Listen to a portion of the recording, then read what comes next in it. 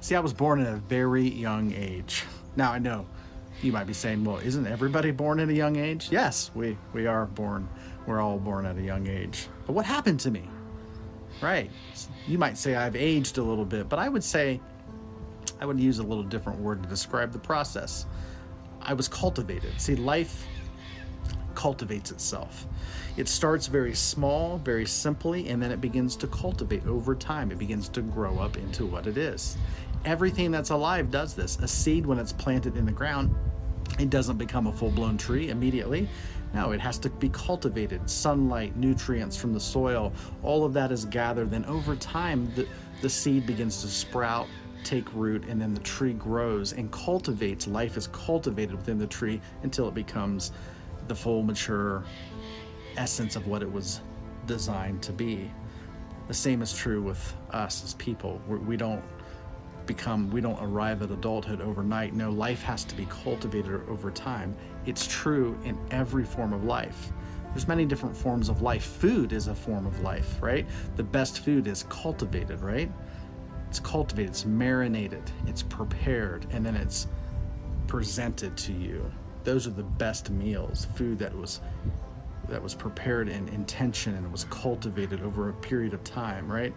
We consider that to be the best food. Food that happens quickly, processed very fast, we call that junk food, right? Because it's a deviation from the way life is. Now, in anything that has to do with life, there is a cultivation component that, as a society, I think we've lost sight of. So what we want to do is bring our sight back to this reality of cultivation. Everything that has to do with life must be cultivated. It does not happen overnight. It must be cultivated over a period of time. Why am I saying this?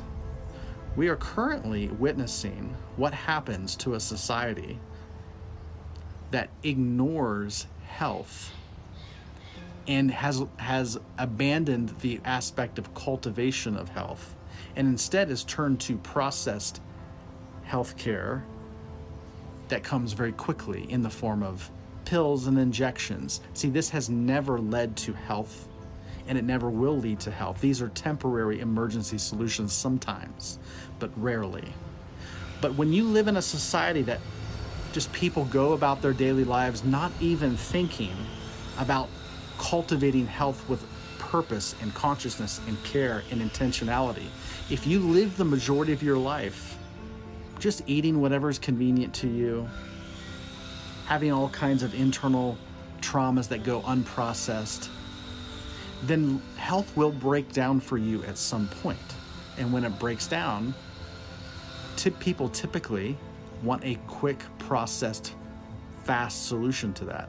And I'm here to tell you that there is no substitute for a life of cultivation of health. There's no quick fix to the abandonment of a life of cultivation of health.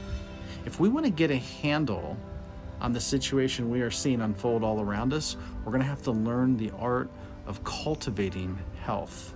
That is always, number one, the best way to respond to any health crisis is to learn to show up and cultivate your own health. That is in all of our power. And if we will not cultivate our own health, you cannot demand that somebody else do that for you. Somebody else taking a processed solution to healthcare will not help you. If you learn how to cultivate health in your life, you will not worry about what another person is or is not doing. That is true freedom, and that is true health.